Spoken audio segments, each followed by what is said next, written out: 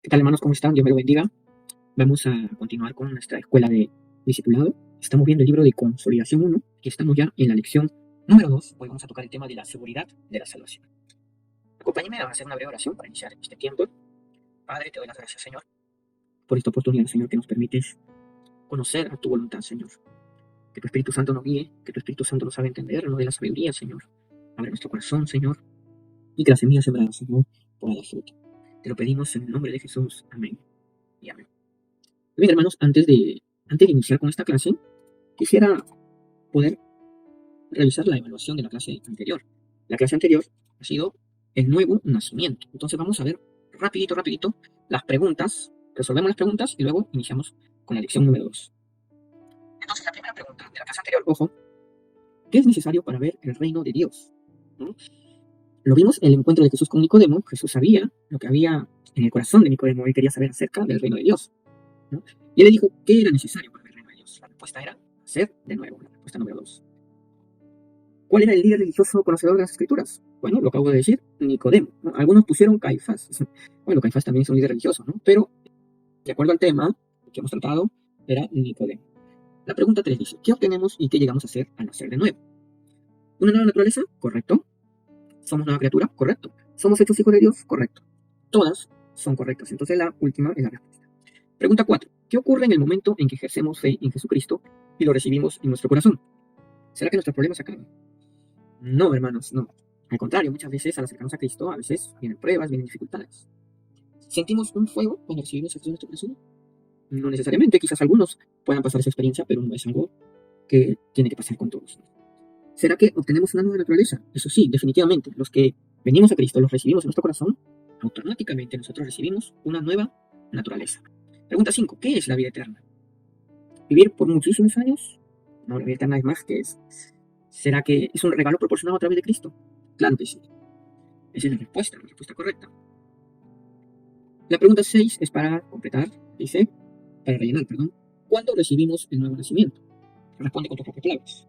Bueno, el nuevo nacimiento lo recibimos en aquel día en que entregamos nuestra vida a Cristo, ¿no? Aquel día que decidimos seguir a Cristo. Y eso fue por medio de la predicación de la palabra, creímos, nos arrepentimos y entregamos nuestra vida a Cristo. Tomamos esa decisión. La pregunta 7 dice, esto sí es para completar, de modo que si alguno está en Cristo, nueva criatura es. Las cosas viejas pasaron y aquí todas son hechas nuevas. Entonces sería, ¿cuál es la clave? La primera sería, ¿no? Pregunta 8, ¿qué cambia nuestra vida cuando tenemos la nueva naturaleza? Nuestros principios, sí, nuestros valores también, nuestras motivaciones también, nuestras metas y objetivos también. La respuesta es todas las anteriores. ¿Qué es la vida eterna? Lo acabamos de decir. Es un regalo proporcionado por Cristo, ¿no? No por nuestras obras, sino es a través de Cristo Jesús. Pero también en la clase vimos un concepto de la vida eterna que nos dio Jesús, ¿no? Que era conocerlo. Y esta es la vida eterna, que le conozcan, ¿no? Pregunta 10. Escribe el texto de la siguiente cita. Juan 3:16, un texto básico, fundamental para todo cristiano. Debemos saberlo de memoria, porque de tal manera amó Dios al mundo, que ha dado a su Hijo unigénito para que todo aquel que en él crea no se pierda, mas tenga vida eterna. Pregunta 11 dice, ¿qué se requiere para tener la potestad de ser hechos hijos de Dios? En Juan capítulo 1, versículo 12, tenemos una promesa de parte de Dios. Esta promesa es para todos aquellos que reciben a Cristo y creen en su nombre. ¿Cuál es esa promesa? Que nos da la potestad de ser hechos hijos de Dios. Entonces la respuesta correcta sería la primera, recibir a Cristo y creer en su nombre. La pregunta 12 es, ¿cómo entró el pecado en el mundo? ¿Por la rebeldía de los ángeles será? ¿Por un hombre y por el pecado entró la muerte? ¿Por medio de la ley o por Caín y Abel? La respuesta correcta es por un hombre, ¿no? Y por el pecado entró la muerte. Adán y Eva pecaron y la consecuencia fue que su descendencia tuvo esa naturaleza pecaminosa, ¿no? Y ese pecado nos llevó a la muerte, porque la paga del pecado es la muerte. Pregunta 13, ¿cuál es nuestra condición alejado de Dios? ¿Separado de Dios? Claro que sí.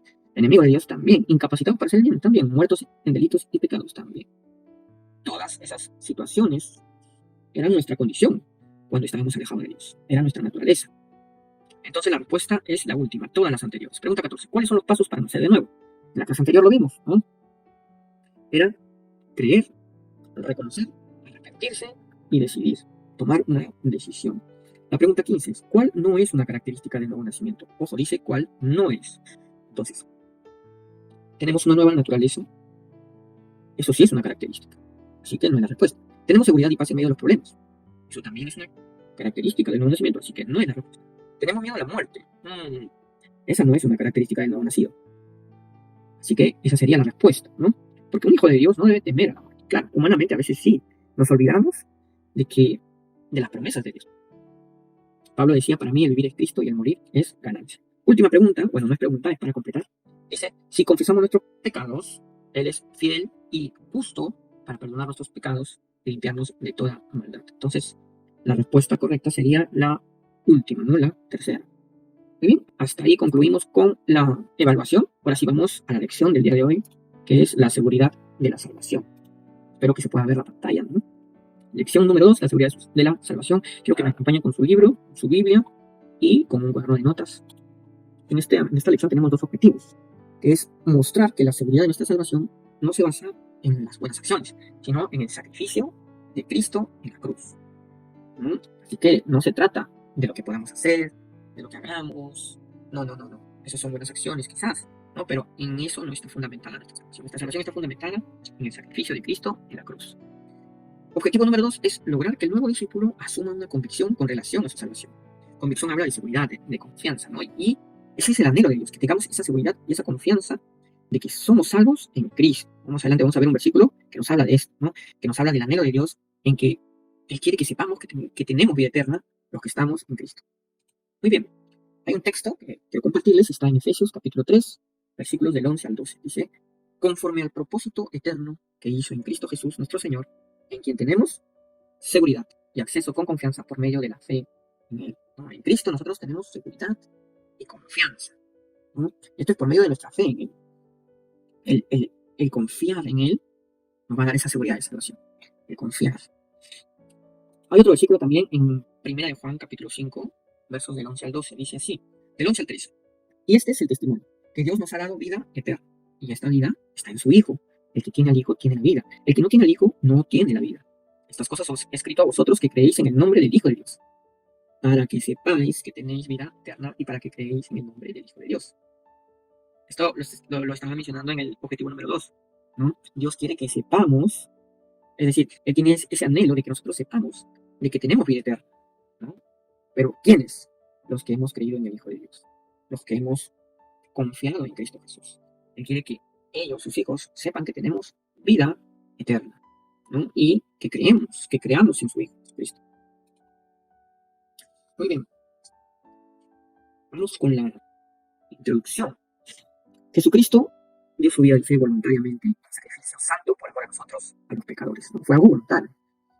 No lo merecíamos, sino Él se entregó por amor a nosotros, ¿no? Por ello nosotros debemos estar agradecidos, hermanos, con el Padre, por esa salvación tan grande que gratuitamente nos ha dado a través de su Hijo.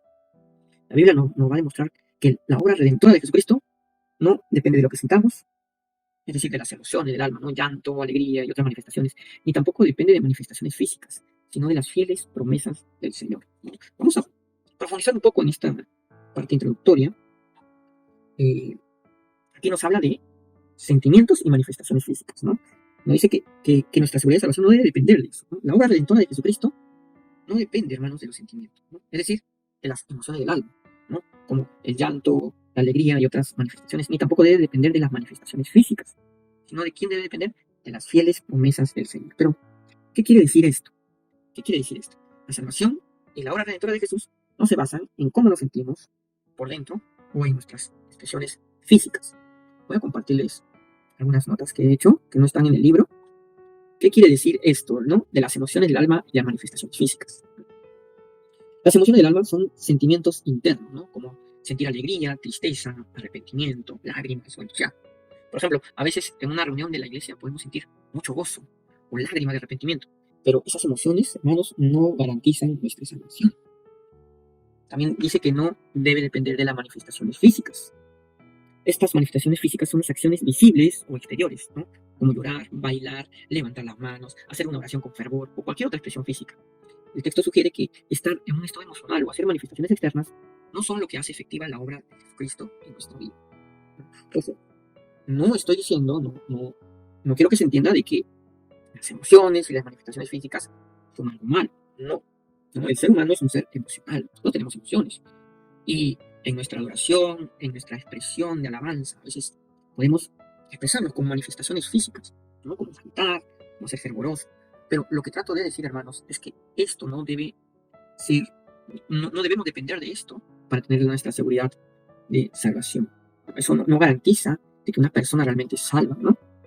Porque muchas veces puede que estas emociones o expresiones físicas sean solamente algo externo, ¿no? Pero realmente, quizás, en algunos casos, no en todos, no hay una fe genuina, ¿no? Pero entonces, ¿qué es lo que sí garantiza nuestra salvación? El texto afirma que lo que garantiza la obra redentora de Jesús son las palabras y las promesas fieles del Señor. Es decir, esto significa que la salvación no depende de cómo nos sentimos o de las expresiones externas, sino en confiar en las promesas que Dios nos ha hecho en su palabra. ¿Y cuáles son esas promesas? ¿No? Las promesas de que Jesús murió por nuestros pecados, hermanos. Y Él resucitó para darnos vida eterna. En eso debe estar nuestra confianza de salvación. Cristo murió por mí y Él resucitó para darme vida eterna. La certeza no está en nuestras emociones, sino en la fidelidad de Dios y en su promesa. Dios es fiel a sus promesas, ¿no? Juan 3:16 es un ejemplo de una promesa de parte de Dios, una promesa de salvación. ¿Cuál es la promesa? La vida eterna, ¿no? ¿Y qué debemos hacer? Creer en Él, dice. Porque de tal manera amó Dios al mundo que ha dado su unigénito para que todo aquel que en Él cree, que en Él crea, no se pierda, mas tenga vida eterna, ¿no? En la clase anterior vimos que las promesas llevan una demanda, ¿no? En Juan 3:16, la promesa es la vida eterna y la demanda es creer en Él. Entonces, estamos hablando acerca de la garantía de la salvación, ¿no? Es Jesucristo, y en Jesucristo somos salvos. ¿Cómo podemos entender esto de las emociones del alma y las manifestaciones físicas en este contexto? ¿No? Vamos un poquito más. Las emociones del alma son sentimientos internos, subjetivos. Por ejemplo, sentirse arrepentido, sentir paz o tristeza por el pecado. Aunque estas emociones pueden acompañar la fe, no son la base para la salvación. La salvación es por la fe en la promesa de Dios, no en cómo nos sentimos en ese momento. Las manifestaciones físicas, como levantar la mano, llorar, gritar de alegría o hacer rituales externos, estas manifestaciones pueden ser una expresión de fe, pero no la fuente de la misma. Muchas veces las personas pueden tener muchas expresiones externas sin una verdadera fe en su corazón. Muy bien, creo que hasta ahí está claro. En resumen, podemos decir que el mensaje central es que la salvación, la obra redentora de Jesucristo, se basa no en nuestras emociones, ni en nuestras manifestaciones físicas, no se basa en lo que hemos hecho, en nuestras buenas obras, si hemos ayudado, si hemos ofrendado, si vamos a la iglesia. No se trata de eso, sino en las fieles promesas de Dios. Se trata en que si hemos confiado en Jesucristo, ¿no? Y todo lo demás, esas buenas obras, van a ser una consecuencia de nuestra fe en Él. Entonces, hemos hablado de la salvación, pero surge una pregunta, ¿de qué? ¿De qué somos salvos? Mucha gente dice, ¿salvos de qué? Salen a predicar en la calle y dicen, y se predica el mensaje de salvación, y la gente a veces se pregunta, pero yo, ¿de qué debo ser salvo? Entonces vamos a ver esta pregunta. En primer lugar, somos salvos de la condenación eterna, ¿no? Vamos a ver 3 puntos acerca de qué somos salvos. ¿De qué somos salvos? Somos salvos de la condenación eterna. Luego vamos a ver de que somos salvos de la ira de Dios. Y en tercer lugar vamos a ver de que somos salvos de esta perversa generación. Empezamos con salvos de la condenación eterna. Pero antes de ir con este texto, de profundizar un poquito, quizás vamos a ver qué es la condenación, a qué se refiere con condenación. La condenación en la Biblia, la palabra condenación, hermanos, es un sinónimo de perdición, juicio, castigo, destrucción y sentencia. En el sentido más fuerte, la condenación significa el destierro al infierno de todos aquellos desobedientes a la voluntad de Dios. Vamos al libro de Mateo, capítulo 23. No sé si me pueden ver aquí. Mateo, capítulo 23, verso 33. Dice, serpiente, generación de víboras, ¿cómo escaparéis de la condenación del infierno? ¿No? Aquí Jesús estaba dirigiendo a los fariseos. ¿No? Eran hipócritas. Eran gente que se adulaba mucho, gente que eran conocedores de las escrituras, pero sin embargo su corazón era lleno de orgullo, lleno de soberbia. Y Jesús se expresa hacia ellos de una manera muy fuerte y clara, ¿no? Pero aquí nos damos cuenta que la condenación, cuando hablamos de la condenación, estamos hablando del infierno. Dice, ¿cómo escaparéis de la condenación del infierno? Entonces hay una relación entre la condenación y el infierno. Hay otro versículo aquí, en Mateo 25:41, dice, entonces dirá también a los de la izquierda, apartaos de mí, malditos, al fuego eterno preparado para el diablo y sus ángeles, ¿no? Otro versículo que es fuerte, pero debemos recibirlo, debemos entender qué es lo que Dios quiere hablarnos en este verso, ¿no? Va a llegar, hermanos, un día en la que Jesús va a separar a sus fieles. Y en ese versículo nos habla de esto, ¿no? De que a la derecha apartó a sus fieles creyentes, ¿no? A sus ovejas. Pero a la izquierda estaban aquellos que lo rechazaron, ¿no? Y les dice, apartados de mí, malditos, al fuego eterno preparado para el diablo y sus ángeles. de que somos salvos de la condenación eterna en el infierno, preparado para Satanás y sus ángeles. Jesús juzgará al final y separará a los fieles que heredarán el reino de los que rechazaron a Cristo, quienes serán desterrados al fuego eterno. La salvación, por tanto, es evitar ese castigo, aceptando y siendo fiel a Jesús. En Mateo capítulo 10, versículos del 26 al 28, dice: así que no os temáis, porque no hay nada encubierto que no haya de ser manifestado, ni oculto que no haya de saberse. Lo que os digo en tinieblas, decirlo en la luz, y lo que oís al oído, proclamadlo desde las azoteas. Y no temáis a los que matan el cuerpo, mas el alma no pueden matar. Temed más bien a aquel que puede destruir el alma, el cuerpo en el infierno. Este texto que acabamos de leer, ¿no?, es un texto en la que Jesús previamente había mandado a sus discípulos a una misión, a predicar el Evangelio, ¿no? Y en esta misión ellos iban a enfrentar peligros, iban a enfrentar persecuciones, porque de eso se trata la vida cristiana. Vamos a enfrentar muchas cosas, el mundo nos va a aborrecer, ¿no? Incluso van a ser perseguidos hasta la muerte. Pero Jesús dice que no deben de temer, ¿no? Jesús nos anima a no temer a quienes solo pueden matar el cuerpo, sino a Dios, quien tiene poder para condenar el alma a la destrucción eterna en el infierno. La condenación eterna, que en la Biblia se entiende como el castigo y la separación definitiva de Dios, se reserva para aquellos que rechazan su salvación en Jesucristo. Este destino se describe en la Biblia como el infierno, el fuego que no se apaga o el lago de fuego. Esto implica un sufrimiento eterno y la pérdida de la presencia de Dios para siempre. Lo que hemos leído en Mateo 10, 26 al 28 es una advertencia, hermanos. Y esto nos debe llamar a vivir una vida en obediencia, una vida en fe a Cristo, para evitar esa condenación de por vida en el infierno. Dios no desea que nadie perezca. No es la voluntad de Dios que vayamos a ese lugar. Es una palabra que Él no desea que nadie perezca, sino que todos puedan proceder al arrepentimiento, que todos puedan recibir la vida eterna y la salvación. Ese es el anhelo de Dios. Ya hemos visto entonces de que somos salvos de la condenación eterna, y ahora vamos a ver en la B, somos salvos de la ira de Dios.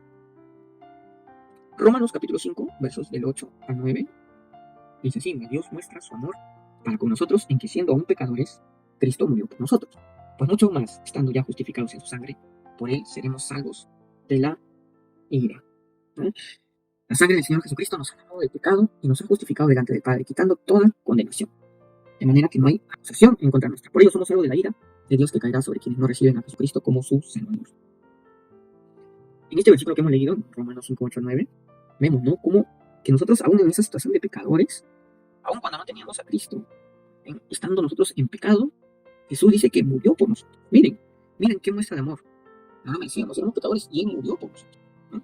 Pero imagínense, si Él murió por nosotros siendo pecadores, ¿cuánto más estando ya justificados en su sangre? ¿Cuánto más ya estando perdonados? ¿Cuánto más ya estando limpios delante de Él seremos salvos de la ira? Si Dios nos amó y murió por nosotros, estando en nuestros pecados, ahora que estamos en Cristo, ahora que estamos justificados, Él mucho más, con mayor razón ahora, Él nos salvará de la ira, dice. Ahí, a través de la sangre de Jesucristo, nuestros pecados han sido limpiados y ahora somos justos delante de Dios. Ahora ya nadie nos puede acusar, ¿no? En Romanos 8:1 dice: ninguna condenación hay para los que están en Cristo, ¿no? A veces en nuestra mente nos quieren acusar que eres culpable, pero acuérdate, si tú estás en Cristo, si tú confesaste tus pecados, te arrepentiste, ya no hay ninguna condenación, es porque estás en Cristo. Y por ello seremos salvos de la ira. Vamos a ver un poco acerca de la ira. ¿A qué se refiere con la ira? ¿Qué es la ira de Dios? Aquí tengo unas notas acerca de la ira de Dios. La ira es definida como la respuesta emocional a la percepción del mal y la injusticia.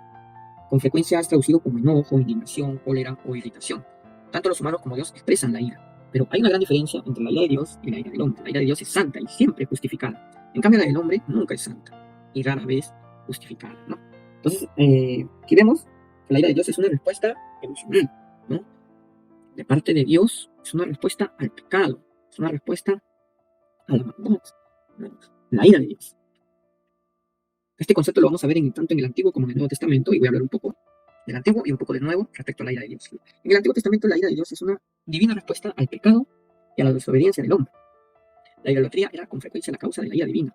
Vemos cómo el pueblo de Israel constantemente desobedecía a Dios y hacía prácticas de idolatría, ¿no? Se iba con otros dioses, ¿no?, hasta creaba ídolos, ¿no? Y eso es algo que provocaba la ira de Dios, ¿no? Los profetas a menudo escribían acerca de un día futuro, el día de la ira de Dios. Eso lo vemos en Sofonías capítulo 1, 14 al 15. Dice así: cercano está el día grande de Jehová, cercano y muy próximo. Es amarga la voz del día de Jehová. Gritará allí el valiente.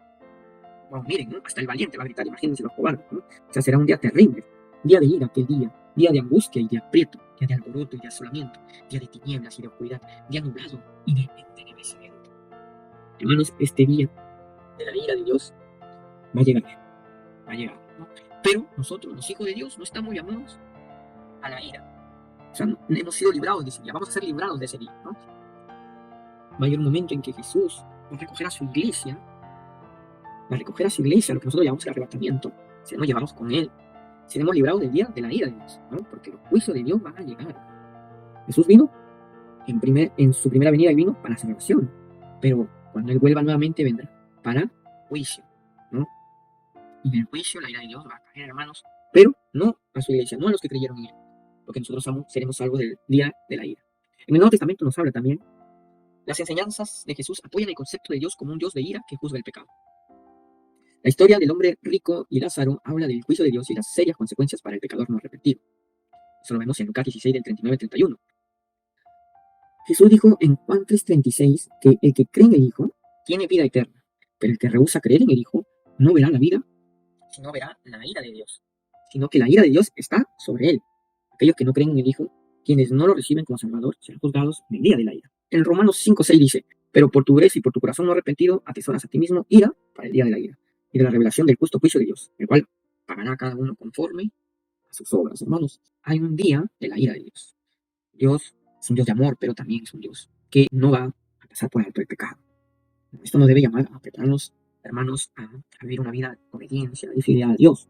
No por temor a la ira, no por temor a la condenación, sino por amor, por gratitud de lo que Cristo ha hecho en nuestras vidas. Entonces, ya respondimos dos razones acerca de que somos salvos, ¿no? Vimos que somos salvos de la condenación eterna, luego estamos viendo lo que es que somos salvos de la ira de Dios, y ahora vamos a ver, somos salvos de la perversa generación. Voy a cambiar de pantalla un momentito. Muy bien, somos salvos de esta perversa generación. En Hechos, capítulo 2, 39 al 40, dice: porque para vosotros es la promesa, y para vuestros hijos, y para todos los que están lejos, para cuantos el Señor nuestro Dios llamará. Y con otras muchas palabras testificaba y les exhortaba diciendo: sed salvos de esta perversa generación. Este texto que acabamos de leer es un texto en el que Pedro está predicando luego de la llegada del Espíritu Santo en el Pentecostés, ¿no? Está predicando y le dice, al final de este versículo le dice que sean salvos de esta perversa generación. Es un llamado a ser salvos de esta perversa generación. Pero vamos a ver qué es perversa. Perversa se traduce, entre otras cosas, como retorcido, difícil de soportar y maligno. La perversa generación de este tiempo se caracteriza por la violencia, la maldad, la degeneración, la perversión y la corrupción y cosas similares. Gente que, pretendiendo ser sabia e inteligente, se opone a Dios y todo lo relacionado con él. Somos salvos entonces de esta perversa generación. En una generación, hermanos, cada vez más perversa, la palabra de Dios nos va a hacer recordar que la salvación es para todos los que creen en Él. Pablo nos va a exhortar a no conformarnos a los valores de este mundo, sino a transformarnos mediante la renovación de nuestra mente. Eso lo vamos a ver en Romanos capítulo 12, versículo 2. Romanos capítulo 12, versículo 2 dice: no os conforméis a este siglo, sino transformaos por medio de la renovación de vuestro entendimiento, para que comprobéis cuál sea la buena voluntad de Dios, agradable y perfecta. No nos conformemos a este siglo. ¿Cómo es este siglo, hermanos? Estamos en un mundo, estamos en un sistema lleno de maldad, lleno de perversión. Esta es una generación perversa y cada día se pone peor todavía. Y el peligro de esto es que esta perversión quiere influenciar al creyente, quiere influenciar al mundo. La influencia del mundo busca seducirnos para hacer el mal. Pero nosotros, hermanos, como seguidores de Cristo, estamos llamados a ser diferentes. Debemos vivir en santidad y reflejar su amor. La verdadera salvación nos fortalece para resistir esas influencias y vivir en obediencia. Debemos ser luz en medio de este mundo oscuro, en medio de este mundo perverso. Debemos evitar ser contaminados por la perversa generación de este mundo. Así que seamos salvos de esta perversa generación. Ya vimos los tres puntos acerca de que somos salvos. Ya vimos los 3 puntos acerca de que somos salvos. Somos salvos de la condenación, somos salvos de la ira de Dios. Y el tercer lugar era: somos salvos de esta generación perversa. Ahora vamos al punto 2, que nos habla de nuestra seguridad de la salvación. Nuestra seguridad de salvación. Y quiero leerles primero un versículo en el libro de Efesios capítulo 2, versículo del 8 al 10. No está en su libro, pero lo quería compartirles. Dice, porque por gracia somos salvos, por medio de la fe. Y esto no es de vosotros, pues es un don de Dios. No por obras para que nadie se gloríe, porque somos hechura suya, creados en Cristo Jesús para buenas obras, las cuales Dios preparó de antemano para que anduviésemos en ellas, ¿no? Algo que debe quedar bien claro, hermanos, en esta lección es que nuestra salvación no es por obras. A veces tenemos la idea, pero seguimos demostrándolo con nuestras acciones, ¿no? No somos salvos por nuestras buenas obras. Que yo voy a la iglesia, que yo diezmo, que yo veo mi Biblia, que yo soy una buena persona, que no insulto a nadie. No, eso no es tu fundamento de salvación. Tu fundamento de salvación es Cristo. Y esas buenas obras pueden ser el reflejo de que tú eres un hijo de Dios, pero no es algo en la cual debemos depender. Me hace recordar al pasaje que nos habla del hombre que construyó sobre la arena y el hombre que construyó sobre la roca, ¿no? Que construyó sobre la arena, vino la tormenta y lo derrumbó, pero el que construyó sobre la roca se mantuvo firme, ¿no? Una persona que construye en la arena es una persona que basa su salvación, hermanos, en sus obras, en sus buenas acciones, pero que actúa de esa manera será destruido. Vendrán las tormentas y lo harán caer. Pero si nuestra salvación se fundamenta en Cristo, que Él es la roca, estaremos firmes. Muy bien, vamos a continuar entonces nuestra seguridad de la salvación. Vamos a hablar un poco acerca de la seguridad. El término seguridad se puede traducir como no susceptible de caída, estabilidad y firmeza, ¿no? Al hablar de la seguridad de la salvación, hacemos referencia al hecho de que cuando el cristiano reconoce que es pecador, se arrepiente del pecado, le abre su corazón a Jesucristo y lo recibe como su salvador personal. Debe tener la certeza de que efectivamente Jesucristo está en su corazón y es salvo por su sacrificio en la cruz. Veamos algunas de las razones por las que debemos tener confianza y seguridad de nuestra salvación por medio de Jesucristo. ¿Cuáles son esas razones? La primera es que nuestra seguridad no debe depender del hombre, no debe depender de lo que somos. Si la salvación dependiera de lo que somos, ninguno sería salvo, pues todos somos pecadores, nacimos con esa naturaleza pecaminosa y nosotros merecíamos la condenación eterna. Pero Cristo llevó nuestros pecados, nuestra culpa y condenación. Así que, como por la transgresión de uno vino la condenación a todos los hombres, de la misma manera, por la justicia de uno vino a todos los hombres la justificación de vida, ¿no? Y eso fue a través de Cristo. A través de su justicia, nosotros venimos a ser salvos, ¿no? Nos fuimos justificados por medio de nuestra fe en Él. Entonces, no depende de lo que somos. Uno puede decir, no, yo soy una buena persona, yo soy una persona que ayuda a los demás, yo soy una persona respetuosa. Entonces, no se trata de lo que eres, no se trata de lo que haga, de lo que eres, sino se trata de Cristo. Tú eres un hijo de Dios, tú has confiado en Él, tienes a Cristo Jesús en tu corazón. De eso depende nuestra salvación. Tampoco, hermano, depende de lo que tengamos. Mucha gente piensa. Mucha gente se aferra a las cosas de este mundo, acumula riquezas, pero ¿de qué va a aprovechar esto? ¿De qué aprovecha el hombre si gana de todo el mundo? Pero va a perder su alma. ¿Qué recompensa da el hombre por su alma? No hay precio para pagar por su alma. Nadie puede pagar por su alma. El Señor le explicó a sus discípulos de que si alguien fuera el dueño del mundo, su riqueza y todo lo que en él hay no le serviría de nada para salvar su alma. Les hizo la pregunta, ¿qué recompensa da el hombre por su alma? La respuesta es ninguna, porque con nada del mundo se puede comprar la salvación. Ahora bien, hermanos, los que hemos nacido de nuevo somos salvos por el sacrificio y la sangre de Jesucristo. Es imposible pagar. Por ello la Biblia indica, el precio de vuestro rescate no se pagó con cosas perecederas, como el oro o la plata, sino con la preciosa sangre de Cristo, como de un cordero sin mancha y sin defecto. Así es, hermanos, nosotros no podemos pagar nuestra salvación, por más que tengamos mucho dinero, muchas cosas, no. La salvación tiene un precio invaluable. Ese precio solamente lo puedo pagar Cristo, y fue a través de su muerte, a través de su sangre derramada. Por eso decimos que su sangre es preciosa, ¿no? Y preciosa, no tanto nos referimos a la belleza. La palabra preciosa viene de precio, de valor, ¿no? Y la sangre de Cristo tiene un valor. Tiene un valor tan grande que fue a través de su sangre que todos hemos llegado a recibir la salvación. Cristo se entregó como un cordero sin mancha y sin defecto. En tercer lugar, estamos en la seguridad, no depende del hombre, no depende de lo que somos, no depende de lo que tenemos, y ahora vamos a ver que no depende de lo que sentimos, ¿no? Jesús dijo, si puedes creer, aquí cree, todo es posible. Inmediatamente el padre del muchacho clamó y dijo, creo, ayuda en mi incredulidad. Aunque la cita anterior no habla de la salvación, hermanos, sí demuestra la confusión de los sentimientos del ser humano. Al momento de entregar nuestro corazón al Señor, no depende de lo que sentimos, sino del amor de Dios. Entonces no se trata, hermanos, de lo que podamos sentir. El pasaje que hemos leído era de cuando Dios liberó de un demonio a un joven, ¿no? Y están ahí sus padres, ¿no? Y el padre reconocía que era un hombre de poca fe. Le dijo Jesús, si puedes creer, hay que creer, todo lo es posible. ¿No será capaz? podía liberarlo, dice el hermano, a su hijo, ¿no? Pero, y el padre entonces le dijo, creo, ayúdame, que o sea, tenía quizás dudas todavía, pero él confesó, creo, ayúdame en mi incredulidad. Muchas veces, quizás nosotros también debemos tomar esa actitud, pedir a Dios que nos ayude en esta incredulidad, porque a veces dudamos, ¿no? Pero si tenemos dudas, digámosle a Dios, Dios, tengo esas dudas, ayúdame en mi incredulidad. A veces nosotros podemos pasar momentos difíciles, estamos como en un desierto espiritual donde no sentimos ganas de orar, no sentimos ganas de leer la Biblia, no sentimos energía, estamos desanimados, estamos apagados, ¿no? Pero, sin embargo, en esos momentos no debemos depender de cómo nos sentimos, ¿no? La verdadera fe nos impulsa a seguir por obediencia, confiando en que Dios está presente aun cuando no sentimos su cercanía. La obediencia y la perseverancia nacen de nuestra confianza en Jesús, no de nuestras emociones.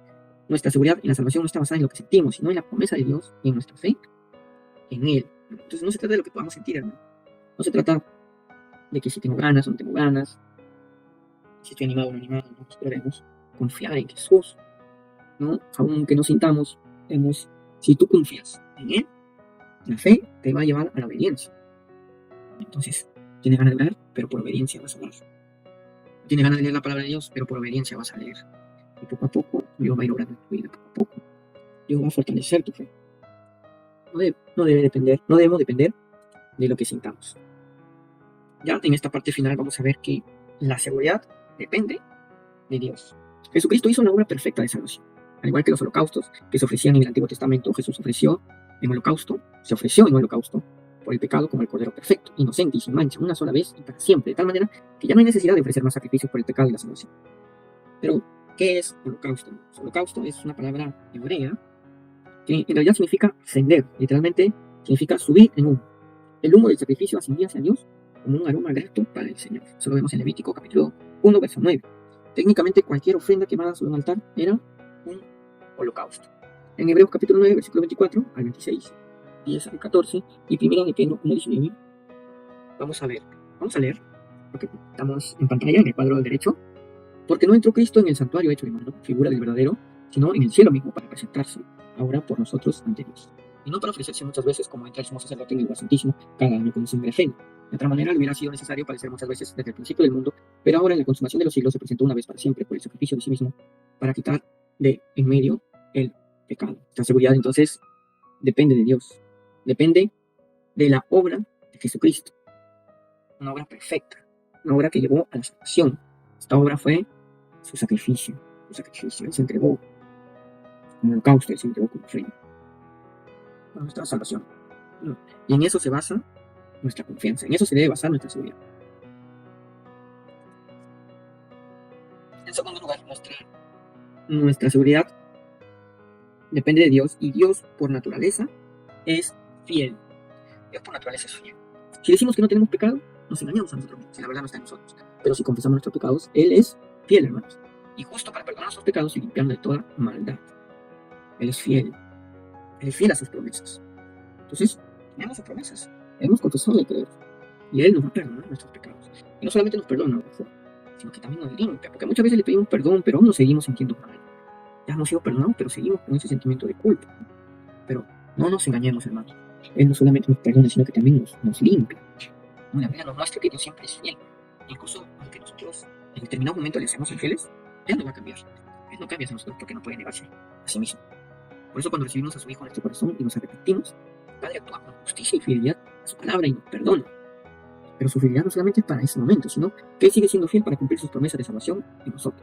La fidelidad del Señor es suficiente garantía para nuestra salvación, pues nada podrá arrebatarnos de su mano ni separarnos de su amor. Dios es fiel. Por último, vamos a ver, hermanos, el sello del Espíritu Santo. Nuestra seguridad depende de Dios y el sello del Espíritu Santo es una garantía de nuestra salvación. La Biblia dice que Dios nos ha sellado y nos ha dado las arras del Espíritu en nuestros corazones. Nos ha dado un sello, ¿no? Así como en la factura, para que cuando haces una compra en la factura te ponen un sello de garantía, así también Dios nos ha dado un sello, una garantía de que somos salvos, y esa garantía, ese sello es el Espíritu Santo. Pero ¿qué arras? ¿No? En el versículo que hemos leído, que está en pantalla, dice que Dios nos ha sellado y nos ha dado las arras de su Espíritu. ¿Qué es arras? Arras se traduce como promesa y se utilizaba para indicar el dinero que se daba por adelantado como garantía cuando se hacía una compra, ¿no? Es decir, es una garantía, ¿no? El Espíritu Santo es una garantía de que somos salvos. Cuando nacemos de nuevo, recibimos a Jesucristo y al Espíritu Santo. El sello del Espíritu Santo es como garantía de la salvación. El Espíritu Santo es quien nos guiará toda la verdad y nos guardará para ser engañados. Muy bien, hermanos. Hasta aquí termina la lección. En conclusión, hermanos, podemos decir que cuando estábamos muertos en nuestros delitos y pecados, sin Cristo, no éramos salvos. No teníamos nada, estábamos separados de Dios, sin ciudadanía, sin pactos, ni promesas, ni esperanza, y mucho menos a Dios. Pero ahora por medio de Jesucristo somos salvos, y la seguridad de nuestra salvación no se basa en nuestras buenas acciones, sino en el sacrificio de la cruz. Por eso debemos vivir agradecidos a Él y seguros de nuestra salvación. Bien, hermanos, hasta aquí concluimos con esta lección, la lección número 2, que lleva por título La seguridad de salvación. En la próxima clase vamos a repasar la evaluación que les voy a tomar a continuación. Se le va a estar enviando un enlace para poder evaluar la clase de hoy. Nos vemos entonces en la próxima clase, que vamos a hablar acerca del Espíritu Santo. Que Dios me lo bendiga, hermanos. Bendiciones.